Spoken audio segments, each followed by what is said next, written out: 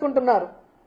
ఈరోజు యూరియా లేదని ఎందుకు రోడ్ల మీద పడిగాపులు పడుతున్నారు? ఎండనక వాననక. అడ్డదిడ్డంగా పెరిగిన అచ్చెన్నాయుడు వ్యవసాయ శాఖ మంత్రిగా ఉండి ఈ రాష్ట్రంలో రైతుల్ని నిట్ట నిలువున ముంచేసిన దౌర్భాగ్య పరిస్థితుల్లో నువ్వుండి జగన్మోహన్ రెడ్డిని అంటావా నుయ్యో గొయ్యో చూసుకోమని? ఒక వ్యవసాయ మంత్రిగా ఉండి రైతులకి ఈరోజు మద్దతు ధర ఇవ్వలేకపోయినందుకు నువ్వు తీసుకోవాలి నుయ్యో గొయ్యో, జగన్ కాదు. ఒక వ్యవసాయ శాఖ మంత్రిగా ఉండి ఈరోజు కేంద్రం ఇచ్చిన లక్షల టన్నుల యూరియాని రైతులకి అందకుండా బ్లాక్ మార్కెట్లో అమ్ముకొని మింగేస్తుంటే దాన్ని కంట్రోల్ చేయాల్సింది పోయి నువ్వు కూడా వాటా తీసుకున్నందుకు నుయ్యో గొయ్యో చూసుకోవాలి, జగన్మోహన్ రెడ్డి గారు కాదు. నీ నియోజకవర్గంలో ఇచ్చాపురం గణపతి అనే వ్యక్తి యూరియా దొరక్క తాను సూసైడ్ చేసుకుంటూ ఒక వీడియో సెల్ఫ్ వీడియో పెట్టాడు. నీ దౌర్భాగ్యమైన మంత్రి వల్ల ఎలాంటి పరిస్థితి ఆ రైతుకు వచ్చిందో చెబుతూ దానికి నుయ్యో గొయ్యో చూసుకోవాలి, జగన్మోహన్ రెడ్డి గారు కాదు. నీ శాఖలో ఉన్న అఫీషియల్స్ ఈరోజు రైతులకు సమాధానం చెప్పలేక మీ దోపిడీని చూడలేక కలెక్టర్ ఆఫీస్ ముందర ధర్నా చేశారు. సిగ్గుచేటు. దానికి నుయ్యో గొయ్యో చూసుకోవాలి, జగన్మోహన్ రెడ్డి గారు కాదు. ఈరోజు మీ మీద నమ్మకంతో 164 సీట్లు పైగా మీకు ఇస్తే ప్రజలు ఆ నమ్మకాన్ని మీ అమ్మకం కోసం మీరు వాడుకుంటున్నారు. సిగ్గుపడాలి మీరు. ఇప్పటికైనా ఈ జీవోను రద్దు చేయాలి. ప్రైవేట్ వాళ్ళ చేతికి పీపీపీ ప్రైవేటీకరణకు మేము ఒప్పుకోము. ఎందుకంటే ప్రజలు ఎవ్వరు కూడా ఒప్పుకునే పరిస్థితి లేదు. ఇది ప్రభుత్వమే కట్టాలి. త్వరితగతంగా దానికి ఫండ్స్ కేటాయించి కట్టించాలని కూడా డిమాండ్ చేస్తున్నాం.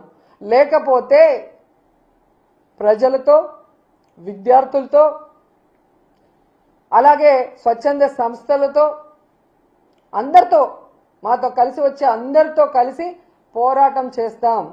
న్యాయ పోరాటం కూడా చేస్తాం. వదిలిపెట్టేది లేదు అని కూడా ఈ సందర్భంగా చెప్తున్నాం.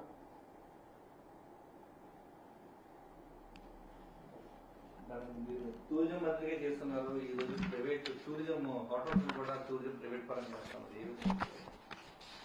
ఈరోజు ఎంత దరిద్రంగా తయారైందంటే వీళ్ళు అమరావతి భూముల్ని అమ్మకం పెట్టేశారు, వైజాగ్ భూముల్ని అమ్మకం పెట్టేశారు, టూరిజం హోటళ్ల అమ్మకానికి, రోడ్ల అమ్మకానికి పెట్టేశారు, ఆఖరికి మెడికల్ కాలేజీలను కూడా అమ్మకానికి పెట్టేశారంటే వీళ్ళు ఎంత దిగజారిపోయారో ఒకసారి అర్థం చేసుకోండి. నాకు సీనియారిటీ ఉంది, విజన్ ఉంది, నేను సంపద సృష్టిస్తా అన్నాడు. రాష్ట్ర సంపదని దోచుకుంటూ సొంత సంపద సృష్టించుకుంటున్నారు తప్ప ఈరోజు మీరు ఎక్కడ రాష్ట్ర ప్రజల కోసం సంపద సృష్టిస్తున్నారు?